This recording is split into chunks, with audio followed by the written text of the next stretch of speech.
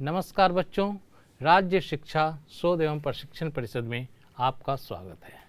पिछले क्लास में हम लोग देख रहे थे न्यूटन का तीसरा गति नियम और उसमें हमने देखा था कि प्रत्येक क्रिया के बराबर विपरीत और समान प्रतिक्रिया होती है। आज इसी के हम लोग कुछ उदाहरण देखेंगे। जैसे देखिए, हम लोग एक कोई ब्लॉक है, बॉडी है, वस्तु है जिसको कि किसी सरफेस पे रखा गया है। अब देखिए, ए बॉडी सरफेस पे नीचे की ओर सतह पर नीचे की ओर एक फोर्स लगाता है अपने वेट के बराबर, और न्यूटन्स थर्ड लॉ से ए सतह इस पर ऊपर की तरफ एक फोर्स लगाता है। इसको हम लोग कहते हैं अभिलंब प्रतिक्रिया बल।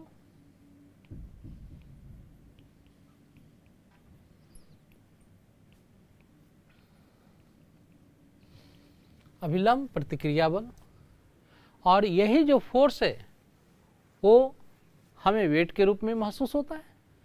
जैसे हम या आप जिस सतह पे खड़े हो, हम लोग उस सतह पे अपने वेट के बराबर डाउनवर्ड नीचे की तरफ फोर्स लगा रहे हैं। जब हम फोर्स लगा रहे हैं तो सतह भी हम पर ऑपोजिट डायरेक्शन में, मैंने सतह पे लगाया, बदले में सतह ने मुझ पर लगाया, ठीक है, ऊपर की तरफ। तो जब सतह मुझ पर लगा रहा है वही हमें वेट का फीलिंग दे रहा है, वही हमें भार महसूस हो रहा है। अब जो है ये अलग अलग केसेज में ये अभिलंब प्रतिक्रिया बल अलग अलग होता है। जैसे जब प्लेन सरफेस पे रेस्ट में रखा हुआ है तो ये mg के बराबर है, और इस कारण हमें अपना वेट mg महसूस हो रहा है। यदि हम इसके नीचे में कोई वेइंग मशीन रखे हुए हैं तो इतना रीडिंग देगा mg। अब देखिए है क्या कि इस बॉडी को हम किसी लिफ्ट में रख देते हैं, ठीक है। जब द्रव्यमान m को ऊपर की ओर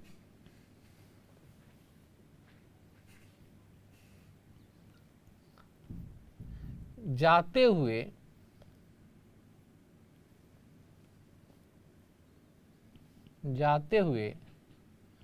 लिफ्ट में रखा जाता है,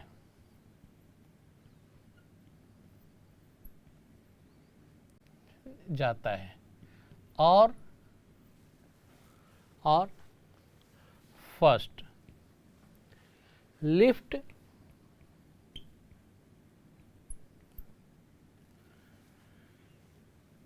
अचर गति से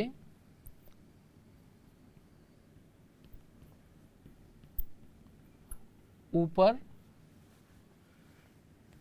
जा रहा है,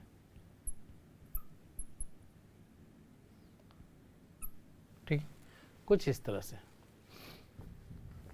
अब देखिए,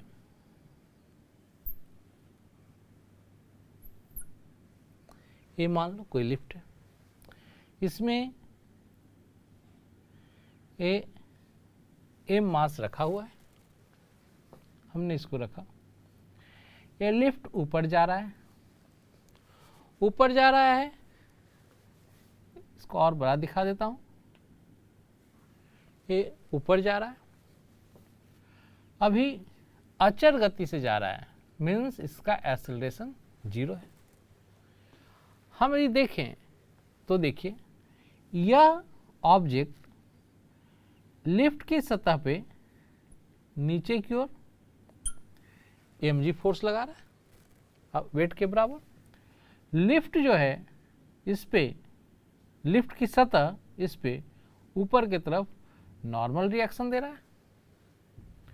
अब देखिए हम लोग पढ़े हैं सेकेंड लॉ ऑफ मोशन से,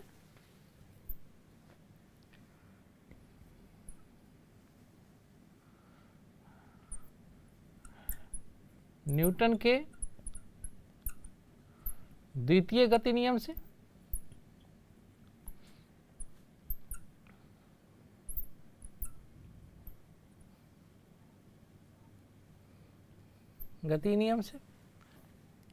हम लोगों ने क्या पढ़ा है, sigma F external equal to M A. अब देखिए सबसे पहले मैं इस ब्लॉक को दिखाता हूं, इस साइड में ये हमारा ब्लॉक है, इस पर नीचे की तरफ वेट के इक्विवेलेंट mg फोर्स लग रहा है, ऊपर की तरफ लिफ्ट की सतह से नॉर्मल रिएक्शन अभिलंब प्रतिक्रिया बल लग रहा है, और साथ में ये ऊपर की तरफ जा रहा है, ये इक्वल टू 0। तो देखिए हम करते क्या है, गति की दिशा में लगने वाले बल को धनात्मक लेते हैं, पॉजिटिव लेते हैं। तो गति ऊपर की ओर है और इस पे लग रहा है नॉर्मल एन, चलिए प्लस हम लोग सिग्मा एफ टोटल फोर्स देख रहे हैं एन प्लस। अब देखिए तो गति की दिशा में लगने वाले बल को जब हमने धनात्मक लिया तो उसके विपरीत दिशा में लगने वाला बल ऋणात्मक होगा, तो plus minus M G equal to M into, हमने देखा है एक्सेलरेशन 0 है, तो इस कंडीशन में नॉर्मल रिएक्शन mg के बराबर होगा। अब देखिए जब लिफ्ट ऊपर की ओर किसी त्वरित गति से जा रहा होता तो क्या होता, देखते हैं। सेकेंड में जब लिफ्ट ऊपर की ओर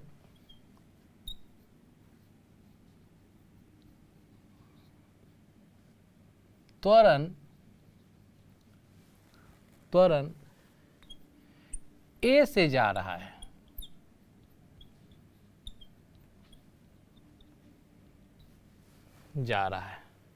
तब देखिए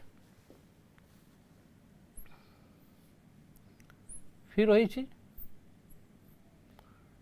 नीचे की तरफ mg तो लगना है वेट, ये कुछ नॉर्मल रिएक्शन दे रहा होगा, अभिलंब प्रतिक्रिया बल, ए लिफ्ट ऊपर की तरफ जा रहा है एक्सेलरेशन ए से। अब हमारा ए 0 नहीं है, नॉट इक्वल टू 0। पहले हम देखिए ऑब्जेक्ट पे देखते हैं कौन कौन सा फोर्स लग रहा है। तो नीचे की तरफ वेट mg, ऊपर की तरफ सतह के द्वारा, ये सतह लगाएगा इस पे ऊपर की तरफ नॉर्मल n, साथ में एक्सेलरेशन ए। अब देखिए फिर वही न्यूटन के द्वितीय गति नियम से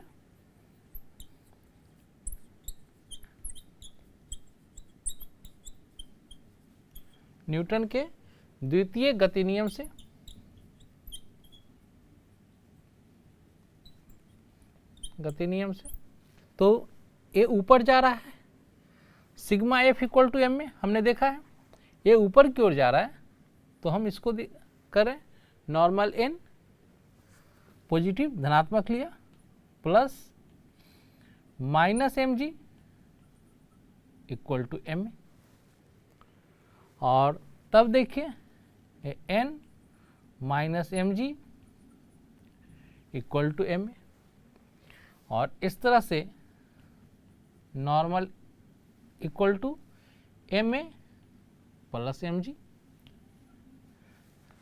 देखिए बच्चे हम इसी को लिख सकते हैं N equal to M into G plus A. देखो अब इस चीज को आप भी महसूस किए होंगे, जब लिफ्ट चलना शुरू करता है उस समय स्वाभाविक है वो ऊपर की तरफ त्वरित होता है, ऊपर की तरफ एक्सीलरेटेड होता है। आप महसूस करते होगे कि जैसे आपका वेट बढ़ गया। कैसे बढ़ा? यही देखिए, m इंटू जी प्लस ए। जितना ज़्यादा एक्सीलरेशन होगा उतना ज़्यादा नॉर्मल मिलेगा, उतना ज़्यादा अविलंब प्रतिक्रिया बल लगेगा और उतना ही ज़्यादा आप अपना वजन महसूस करेंगे। यदि आप अपने पैरों के नीचे यदि वेइंग मशीन रखे हुए हैं तो उस पर आपको बढ़ा हुआ वेट आपका दिखेगा। अब वही लिफ्ट कुछ देर बाद, जब जैसे मान लीजिए आपको 6th फ्लोर पे जाना था, जब 6th फ्लोर पे जाने वाला है तो अब चूंकि उसे रुकना है इसलिए वो डिसलरेशन एक्ट करेगा, उस पर मंदन लगेगा। और जब मंदन लगेगा तो क्या होगा?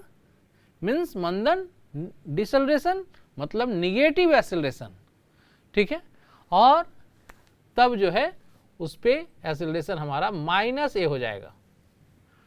और जब -a होगा तब देखिए यहाँ भी हमें माइनस ले लेंगे। अब देखिए यहाँ हमारा -ma हो जाएगा और तब देखिए हमारा a माइनस होगा और तब फिर इस कंडीशन में हमारा g - a हो जाएगा। मीन्स तब अभिलंब प्रतिक्रिया बल घट जाएगा जब लिफ्ट ऊपर की ओर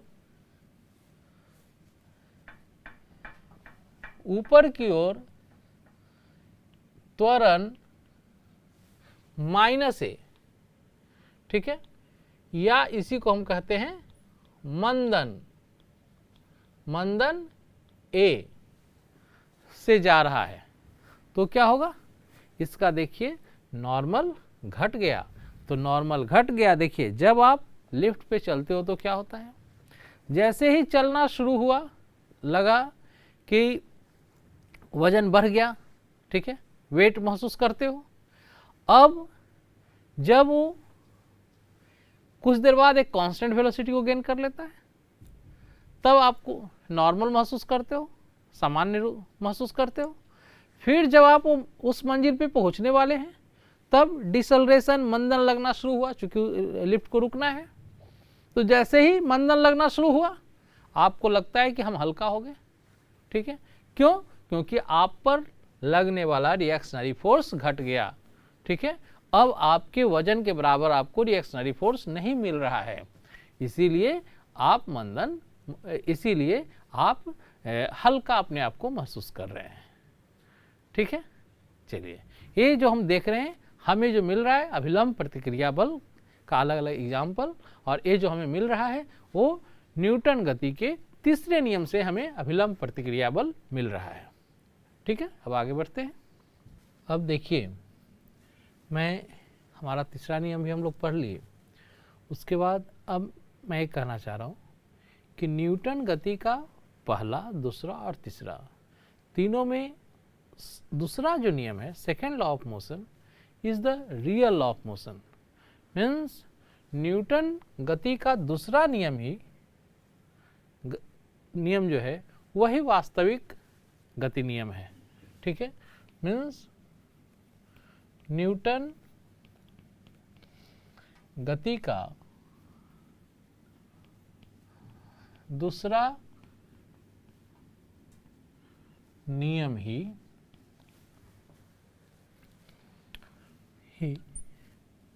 वास्तविक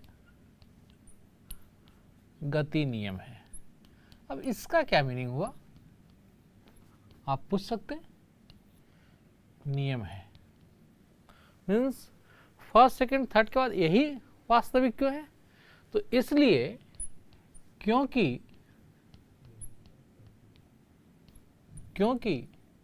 दूसरे गति नियम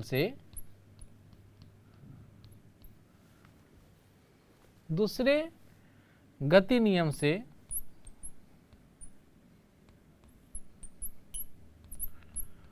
पहले और तृतीय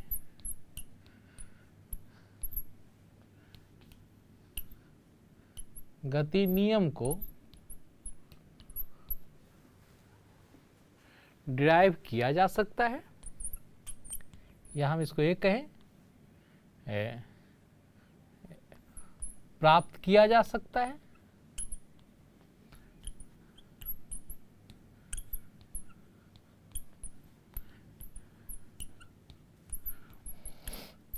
मीन्स सेकेंड से हम फर्स्ट और थर्ड को ड्राइव कर सकते हैं, तो हम लोग उसको ड्राइव करेंगे, है ना। तो चलिए देखते हैं न्यूटन के दूसरे गति नियम से प्रथम गति नियम को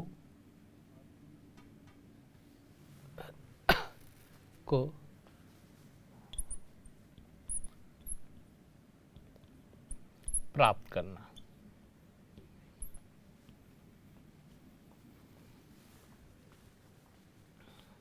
ठीक है, कैसे हम दूसरे गति नियम से प्रथम गति नियम को प्राप्त कर सकते हैं। तो देखिए, हमने दूसरे गति नियम में क्या देखा था, vector F equal to ma। अब देखो, यदि वेक्टर F इक्वल टू 0,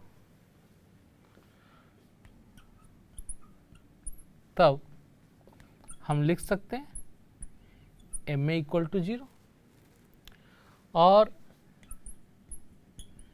जब ma इक्वल टू 0 तो वेक्टर a इक्वल टू 0। अब आप ही बताइए, जब किसी वस्तु पर कोई त्वरण नहीं लग रहा है तो क्या वो अपनी अवस्था में परिवर्तन लाएगा? स्वाभाविक है।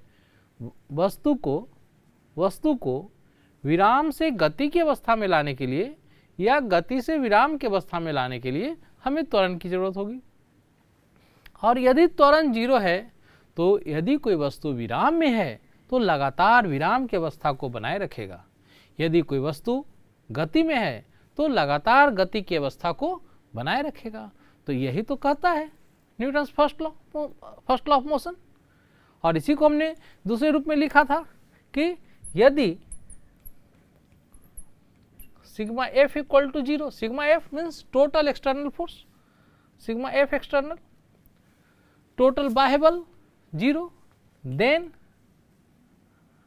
तब वेक्टर A इक्वल टू 0। ठीक है, और जब वेक्टर A 0 होगा तो कोई भी बॉडी अपने स्टेट्स को मेंटेन रखेगा। मीन्स देखिए कैसे सेकेंड लॉ से हमारा फर्स्ट लॉ आ गया। अब देखिए, न्यूटन के दूसरे गति नियम से हम लोग इसी तरह तृतीय गति नियम को प्राप्त करेंगे। अब देखिए, जैसे मान लो ये कोई दो वस्तु है,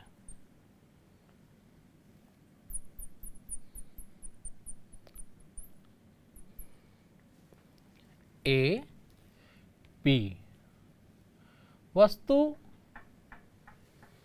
ए और बी रखा हुआ है, दोनों एक दूसरे से सम डिस्टेंस पे। अब देखिए, इसके कारण इस पर फोर्स लगता है, इसको हम लिख रहे हैं force on A due to B. Means A पर लगने वाला बल बी के कारण, एफ ए बी। ए भी इस पर कुछ बल लगाता है, इसको हम लिखते हैं F B A, force on B due to A, या बी पर लगने वाला बल ए के कारण। ठीक है, इसके कारण अब इसको हम यदि एक सिस्टम मान लें, एक निकाय मान लें, तो हमारा एक्सटर्नल फोर्स कितना हो गया, बाह्य बल 0, बाहर से कोई फोर्स नहीं लग रहा है। और जब बाहर से कोई फोर्स नहीं लग रहा है तो देखिए, हम लोगों ने पढ़ा है कि फोर्स जो होता है संवेग में परिवर्तन की दर के बराबर होता है। तो हम इसको लिख सकते हैं dp/dt। यदि मान लो कुछ देर बाद इसका मोमेंटम p1, या इसको मैं pa लिख देता हूँ, इसका मोमेंटम pa और इसका pb हो जाता है। तो देखिए हम इसको ऐसे लिख सकते हैं, 0 इक्वल टू ए पी को pa plus pb by D T. इसको देखिए हम ऐसे लिख सकते हैं,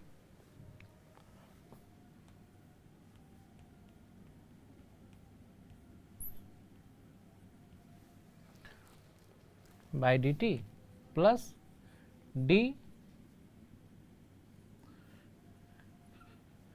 P V by D T. अब देखो बच्चे, हम इसको एक टर्म को इस साइड यदि ले आए तो इसको हम ऐसे लिख सकते हैं,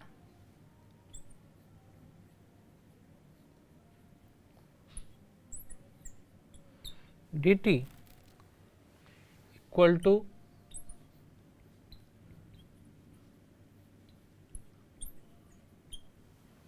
minus D P V by D T. अब देखिए यही जो है हमारा force on A due to B, और ए जो है हमारा force on B due to A, यही तो है। और यही हमारा Newton's third law of motion है, न्यूटन के गति का तृतीय नियम। और इस तरह से हमारा देखिए न्यूटन के दूसरे गति नियम से ये न्यूटन का तीसरा गति नियम प्रूव्ड हुआ। अब हम लोग देखेंगे संवेग संरक्षण का सिद्धांत। अब हम लोग पढ़ने जा रहे हैं संवेग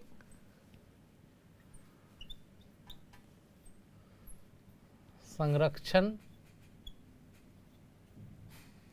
का सिद्धांत।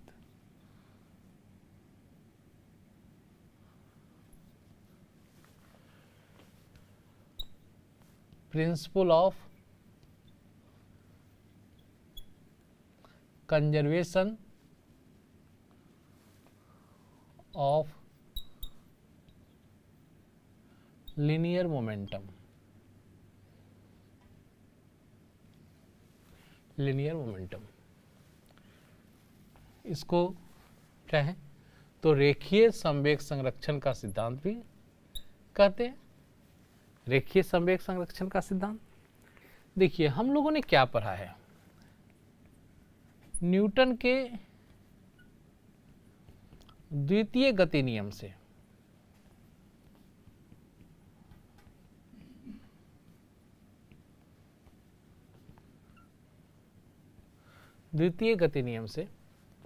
हम ऐसा लिख सकते हैं, vector F external dp by D T हम लोगों ने पढ़ा है। अब देखिए यदि वस्तु पर कोई बाह्य बल नहीं लग रहा है, means sigma F external equal to 0 हो, तो क्या होगा, dp by D T equal to 0। इसको हम पढ़ते क्या है, rate of change in linear momentum, रेखीय संवेग में परिवर्तन की दर। और जब रेखीय संवेग में परिवर्तन की दर 0 है, रेखीय संवेग में परिवर्तन की दर 0 है, इसका मतलब कि संवेग में परिवर्तन नहीं हो रहा है, और संवेग में परिवर्तन नहीं हो रहा है मीन्स मोमेंटम कांस्टेंट, इसी को हम लोग कहते हैं अचर। या दूसरे आप इस रूप में समझिए कि किसका डिफरेंशिएशन 0 होता है, dp by D T represents the differentiation of p with respect to t। मैं एक कहना चाह रहा हूं कि ये जो dp बाई डी टी है वो p का मोमेंटम का डिफरेंशिएशन टाइम के रिस्पेक्ट में रिप्रेजेंट कर रहा है। इसी को हम लोग पढ़ते हैं rate of change in linear momentum, संवेग में, रेखीय संवेग में परिवर्तन की दर, और a 0 है। और जब a 0 है मीन्स संवेग हमारा रेखीय संवेग कांस्टेंट है। ठीक है, अब देखिए इससे हमारा क्या आया कंक्लूजन कि यदि किसी वस्तु पर या किसी निकाय पर बाह्य बल 0 हो तो वस्तु का त्वरण संरक्षित, तब वस्तु का संवेग संरक्षित होता है, मीन्स ना वो घटेगा न बढ़ेगा। ठीक है, तो इसको हम लोग लिख सकते हैं संवेग संरक्षण के सिद्धांत में, मीन्स यदि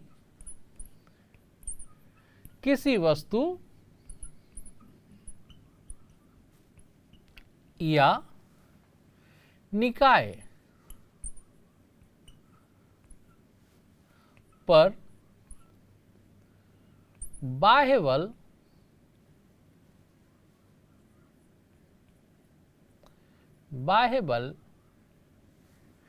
का मान 0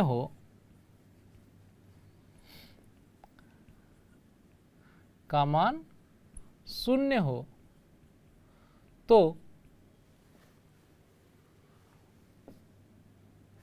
निकाय का या वस्तु का, जो ले लीजिए, निकाय का संवेग संरक्षित होता है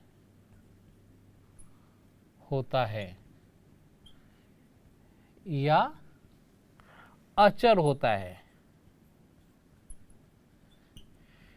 इसी को हम कह दें कि जो है वो बना रहता है, बात खत्म। मीन्स यदि कोई बाह्य बल नहीं लग रहा है वस्तु पर या किसी सिस्टम पे, तो जो उसका संवेग है वो निरंतर अनंत काल के लिए, जब तक कि उस पर कोई बाह्य बल नहीं एक्ट करेगा, बाह्य बल नहीं लगेगा, वो संवेग बना रहेगा। और यही हमारा सेकेंड लॉ से ये डेरिवेशन आया। मीन्स मैं ये कहना चाह रहा हूं कि संवेग संरक्षण का सिद्धांत जो है वो भी न्यूटन के, उसकी उत्पत्ति भी न्यूटन के दूसरे गति नियम से हुई है। ठीक है, अब हम लोग देखेंगे कि एक वस्तु का निकाय है, उस पर संवेग संरक्षण का सिद्धांत कैसे काम करता है। दो वस्तु का सिस्टम है, उस पर कैसे संवेग संरक्षण का सिद्धांत काम करता है। लेकिन ये सब हम लोग आगे क्लासेज में पढ़ेंगे बच्चों। तब तक के लिए नमस्कार।